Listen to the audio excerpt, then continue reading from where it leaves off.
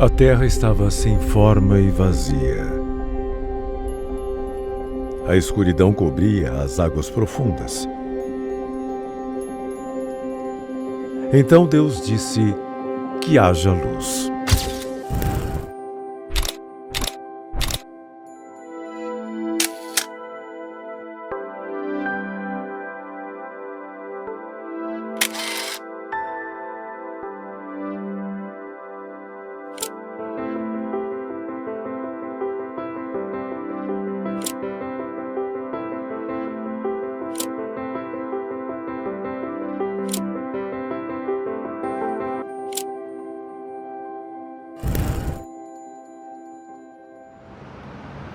No coração da Serra Gaúcha, em uma cidade repleta de histórias e memórias, viveu um homem que transformou momentos efêmeros em eternidade.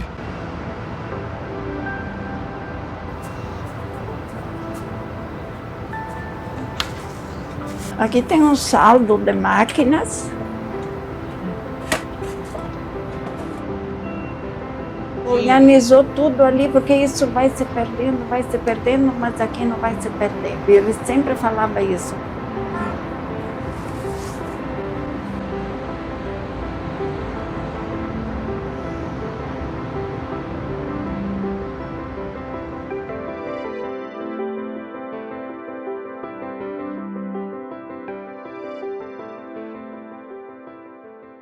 Elígio Parisi, com seu olhar atento e sensível, dedicou mais de meio século de sua vida a capturar a essência de Veranópolis através de suas lentes. Esse fotógrafo, o nome dele era Plínio Bride. Ele então ia se transferir para Porto Alegre e ofereceu o estúdio para o Elígio, sem dinheiro, sem saber manusear as máquinas. E convidou ele. Elígio entra aqui no quartinho reservado sobre fotografia e ensinou toda a técnica de fotografia. Mas aí ele ensinou, em 7, 8 dias já foram fazendo negócio. Em 1953, a primeira foto que ele foi chamado para fotografar. Então foi mesmo casualmente na nossa comunidade, Nossa Senhora da Paz, numa primeira comunhão de quase 50 crianças, e uma das catequistas era eu mesma. Elígio Parisi foi uma pessoa que morava ao lado da igreja. Tudo isto facilitou ele, como fotógrafo, de montar realmente o seu projeto, um projeto de acompanhamento da história de Veranópolis. Um daqueles que não deixava escapar nada. Qualquer festa, qualquer inauguração, seja de bairro, seja aqui do centro, seja aqui da gruta, ele estava presente. Jamais ele faltava numa festa de Nossa Senhora de Lourdes. E era de uma família, inclusive a esposa era catequista, era uma pessoa, uma família realmente de fé, de espiritualidade profunda. A esposa trabalhando com as crianças e o Elígio com o Enzo, com os filhos, então trabalhando com as fotografias, valorizando aquilo que realmente eles achavam que valia a pena valorizar. E eram as festas religiosas, eram os casamentos, eram até os enterros. Isto são coisas naturais, e o Elígio registrava tudo isto. Ele acabava reproduzindo, inclusive, fotografias de outros fotógrafos que não daqui da microrregião. Por exemplo, as primeiras fotografias que nós temos aqui, bem próximo dessa transição de colônia para município, né, elas foram publicadas no álbum comemorativo das colônias italianas do Rio Grande do Sul, que ele foi publicado pelo governo do estado, e os registros são de fotógrafos itinerantes, né, mas ele reproduziu justamente para que as pessoas daqui tivessem acesso a essas primeiras imagens da formação do município. Pelas datações, assim, daquilo que a gente tem conhecimento, até pela própria organização daquilo que ele produziu, né, sobre a história dos fotógrafos, ali tem sim de fotógrafos como o seu Arcangelo Trintinaglia, que era italiano, né, o fotógrafo, o primeiro aqui que a gente tem notícia aqui da cidade, né, Ele era residente na área rural, na comunidade de São Gotardo. Temos fotografias também do Zoraide Arise, que ele reproduziu também, já mais na área urbana, um fotógrafo letrado, foi professor, dono de uma livraria, ou seja, um outro perfil de fotógrafo. Por consequência, né, aí tem fotografias também do seu Benjamin Perin, que além de dono de um estúdio fotográfico, era dono do Cine União, né, que era um cinema que tinha aqui na cidade. Eu trabalhava, né, com essa dupla questão da imagem, né, o audiovisual, mas também a parte da fotografia. O Olivo Guidi de Fagundes, que a gente tem, né, os negativos em chapa de vidro, né, ele atuou desde 1925, por aí, então em toda a região, Nova Prata, Vista Alegre, Fagundes, Veranópolis. Então também tem muitas imagens, né, assim, do comecinho da urbanização e das comunidades do interior. O Elísio era uma maravilha. Era uma história. Aqui nas novenas de Nossa Senhora de Lourdes, todas as noites da novena, Elísio estava ali documentando tudo. Ali no fundo da gruta tinha um quadro que registrava todas as romarias da festa de Nossa Senhora de Lourdes. Tudo registrado por Elísio Parisi. A construção da ferrovia tinha que bater foto. Aí ele saía e voltava só às 6:30 da tarde, né? Ficava o dia inteiro, porque eles tinham que fazer o percurso de aqui mais ou menos do Rio das Antas a Protásio Alves. Atualmente, né, nós temos uma sala específica para o acondicionamento, né, deste acervo, né, que ele é nomeado, né, a gente trata ele como uma coleção, né, porque no museu o acervo ele é o todo, né, e as subdivisões dele são as coleções. Então, nós demos a coleção, o nome da coleção, o nome dele, coleção Elísio Parisi, justamente porque aquela coleção se conformou organicamente a partir das funções dele como fotógrafo. Então nós temos um total de 292 mil negativos, aproximadamente, tanto em chapa de vidro quanto em película flexível, né, em poliéster e outros materiais plásticos, e nós temos cerca de 14 mil fotografias. O trabalho de organização desse acervo, né, vale salientar que ele foi feito com a assessoria da Universidade de Caxias do Sul, com os funcionários, né, da Casa da Cultura e as auxiliares de biblioteca das escolas do município, que receberam um treinamento para higienização e organização do acervo, que está organizado em categorias de acordo com o objetivo do fotógrafo em produzir aquela imagem. Então nós temos os retratos, né, de pessoas, famílias, homens, mulheres, crianças, vistas da cidade, daí então áreas urbanas, áreas rurais, eventos então religiosos, políticos, cívicos, militares, fenômenos da natureza, né, categorias que vão sendo colocadas ali de forma a organizar essas imagens, né, a partir daquilo que o fotógrafo teve por objetivo registrar. Aqui faz 67 anos que nós estamos aqui. Aí começou a vir as máquinas mais modernas e tínhamos sempre que adquirir de ano em ano, quase sempre tinha coisas modernas. E ali nós investimos sempre muito nisso, né? Ele era assim o incansável de se preparar sobre a fotografia. Ele não era apenas um fotógrafo. Era um cronista visual, um documentarista da vida. Nascida em uma época em que a fotografia ainda era um mistério para muitos, Elísio se encantou com a magia de congelar o tempo. Em cada clique ele revelava não apenas rostos, mas suas almas. Quando vim para Veranópolis de Vila Flores, estávamos no Seminário Velho. Quando fizemos o Salão da Gruta, então trouxemos aqui para cá as festas do padroeiro São Luís Gonzaga. E nós fazíamos a festa da juventude, na festa de São Luís Gonzaga. Havia o tríduo festivo, cada noite participavam 2, 3 escolas da cidade, convidadas especiais, vinham os professores, os alunos para a igreja e depois para a quermesse fazíamos aqui no salão, quando o salão estava pronto. Antes não se fazia festa social praticamente com os jovens, apenas se fazia parte espiritual. Tomei a iniciativa de construir tudo junto aqui. Quando construímos e inauguramos o salão em 1988 e começamos então a fazer as festas aqui, tanto de São Luís Gonzaga como de Nossa Senhora de Lourdes. Foi batido de foto na igreja, de casamentos e outras cerimônias religiosas, e batizados, crismas, primeiras comunhões. Ele sempre dizia: a minha casa, a minha família, a igreja, pessoa de muita fé. As festas, os casamentos, os eventos na comunidade, os dias comuns que se tornavam especiais por estarem imortalizados em uma imagem. Elígio sabia que cada fotografia era um pedaço da vida de alguém, um fragmento de felicidade. Se fazia festonas grandes quando se fazia a primeira comunhão, quando se fazia a crisma que vinha o bispo, era algo extraordinário. Por exemplo, a primeira missa na igreja matriz era a participação dos freis capuchinhos. Na missa das 9 era o desfile dos irmãos maristas.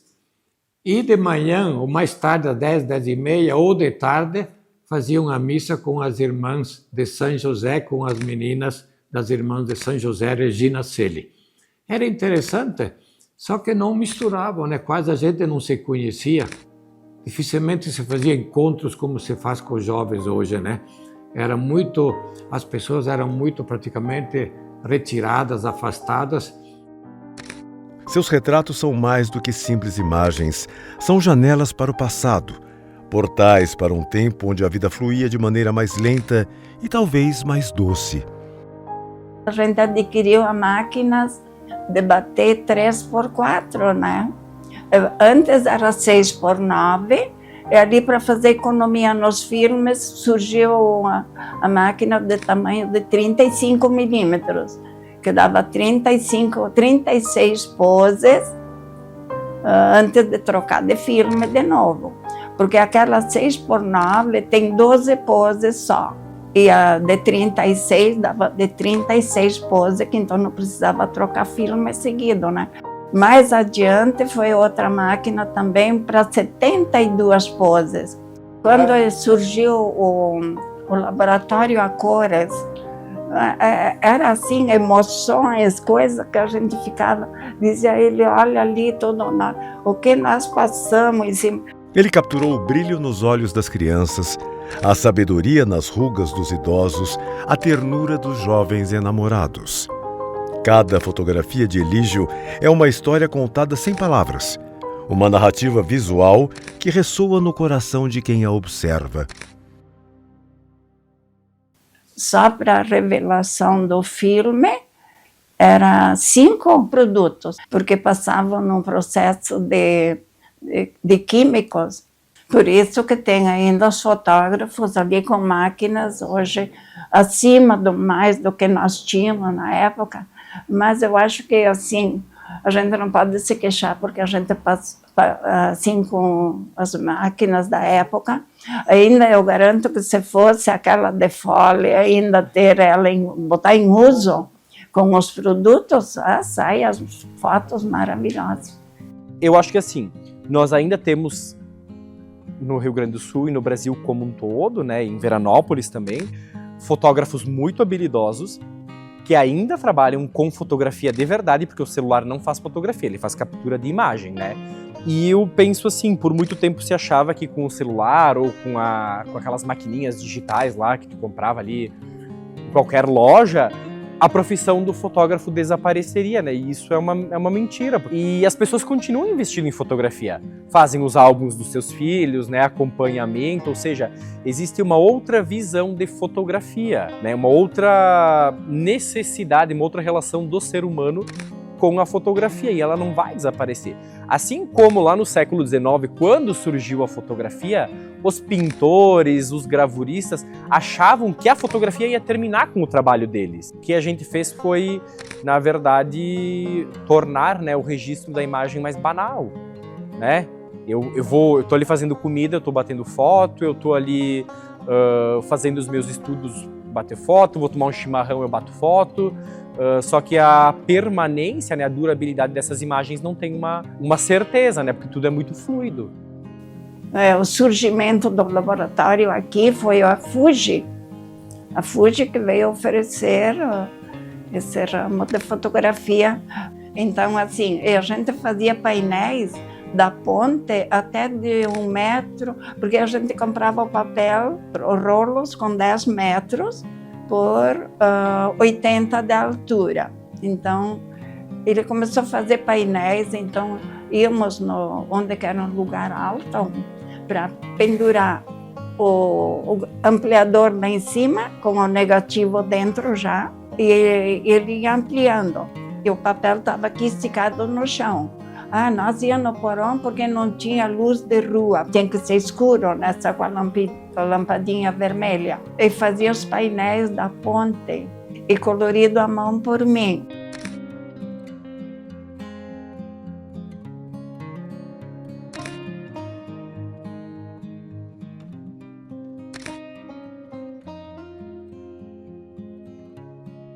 Era assim, o tamanho de um talão de cheque.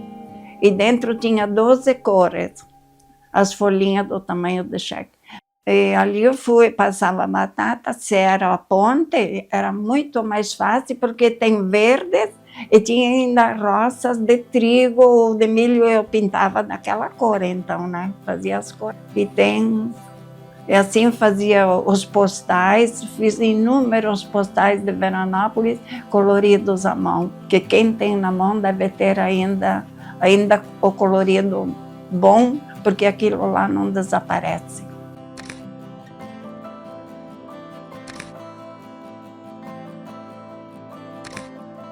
Ali esse Jeremias ensinou para o Paris, e o Paris me ensinou. Então eu me ajoelhava no chão, pintar aquele painel. Então, com uma batata inglesa, a gente tinha que cortar ela ao meio e tirava só um pouquinho de casca ali no meio, né? E depois com uma tigelinha de água do lado, e tu vai passando a batata em cima da fotografia seca, né?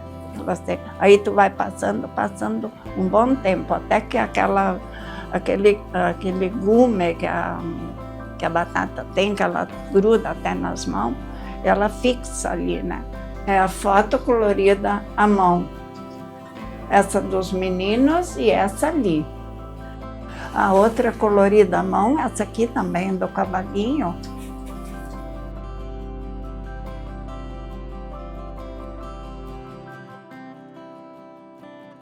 As paredes das casas, decoradas com suas fotografias, contam a história de uma comunidade que cresceu e mudou, mas que sempre encontrou em sua arte um ponto de conexão com suas raízes. Com toda a tecnologia de hoje, com tudo que a gente tem de comida, de tudo, porque na época era tudo restrito, só coisa do dia a dia que vem da colônia, da época, tudo. E hoje as pessoas vivem pior do que naquela época.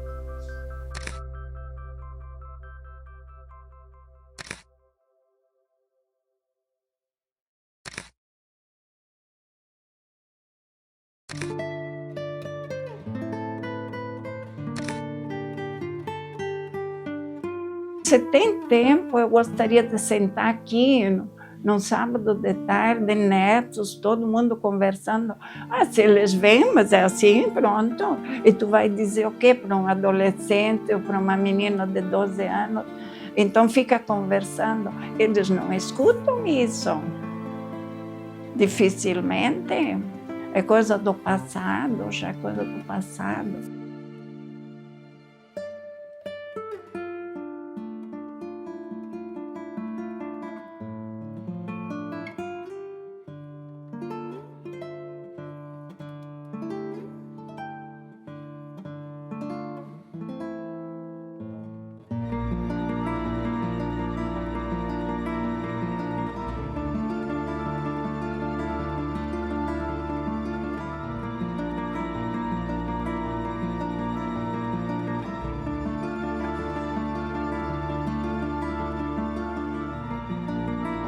O poder sempre atrai a fotografia, né?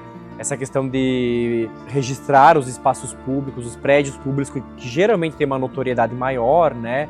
Além da prefeitura aqui, né? No caso, a antiga prefeitura aqui à esquerda, tinha a Casa Canônica, né? pro lado de cá, e depois acabou sendo vendida. Nós tínhamos o poder do Estado aqui, né?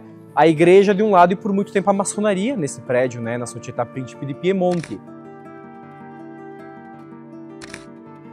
Tínhamos um círculo de poder muito forte aqui, né?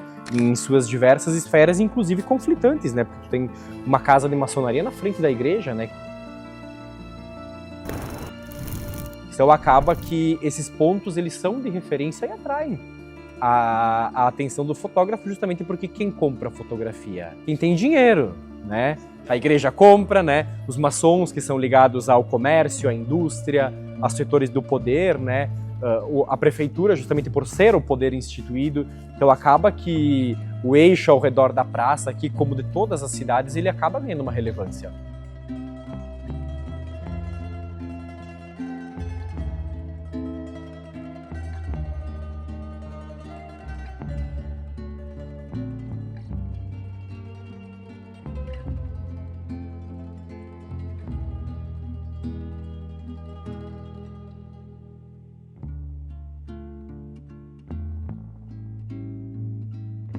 Tinha muitos alunos, porque por isso que o seminário foi importante e tiveram que se obrigaram a construir um seminário novo.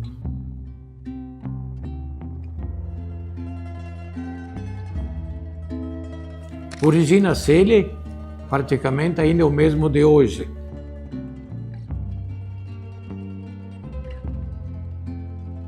Lá no Medianeira, depois, mais para frente, melhoraram também os irmãos maristas. E nós, os capuchinhos aqui, eu me recordo, quando eu passei aqui, só o nosso curso era 102 e tinha mais 2 cursos na frente, né?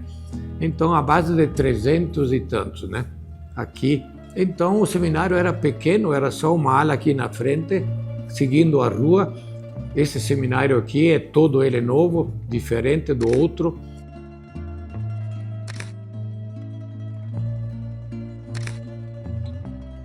Então, foi um trabalho muito grande. Eu não peguei, eu consegui passar adiante desse seminário aqui. No último ano, eu fui para IP. Eram todos freis, os professores no seminário. Depois, então, o seminário foi se abrindo, especialmente quando depois de sacerdote eu vim trabalhar aqui, vim para trabalhar com a juventude, porque eu lá em Flores da Cunha, que comecei o meu trabalho, eu trabalhava com a juventude. Então, o nosso provincial nos pediu que viesse aqui em Veranópolis, já que eu trabalhava com a juventude, para substituir o Frei Marciano Agostini. Fiquei um ano no seminário como diretor, eu passei para a paróquia como vigário paroquial do Frei Maurílio Parisotto.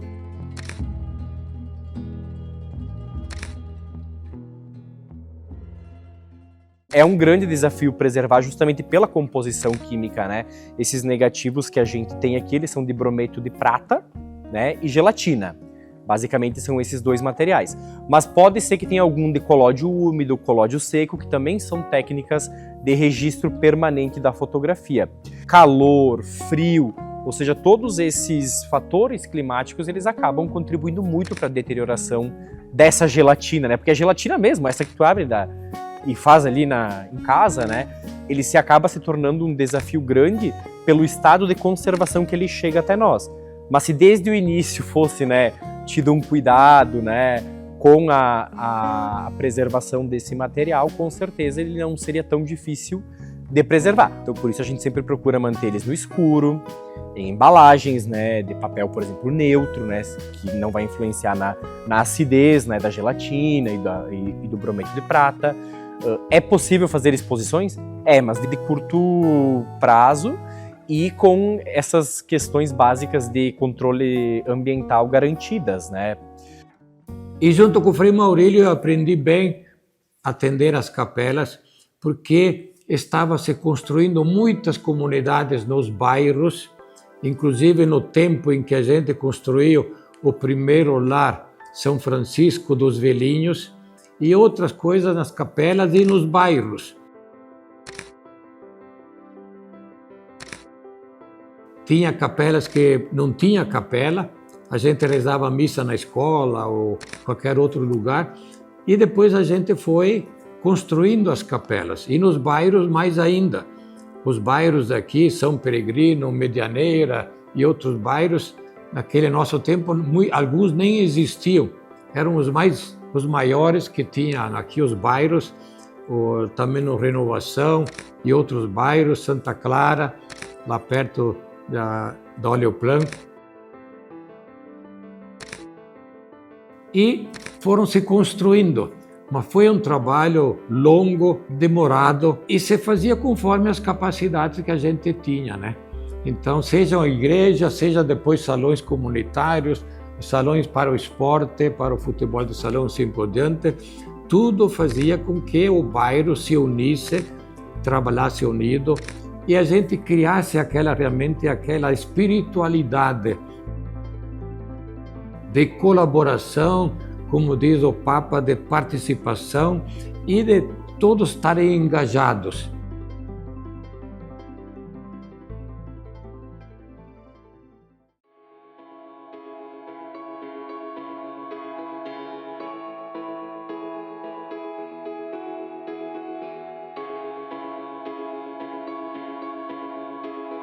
Elígio Parisi foi mais do que um fotógrafo.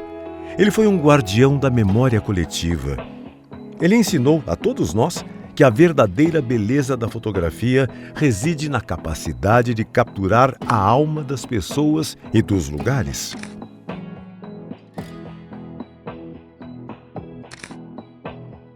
Seu olhar sensível e sua dedicação nos deixaram um tesouro inestimável, um testemunho visual de um tempo que se foi, mas que jamais será esquecido. Com sua máquina fotográfica, Elígio Parisi eternizou imagens da história de Veranópolis. Transformou luz em energia impressa no papel, que ainda hoje pulsa em memórias vivas e faz brilhar os olhos de quem vê as linhas do tempo de uma história em contínua evolução.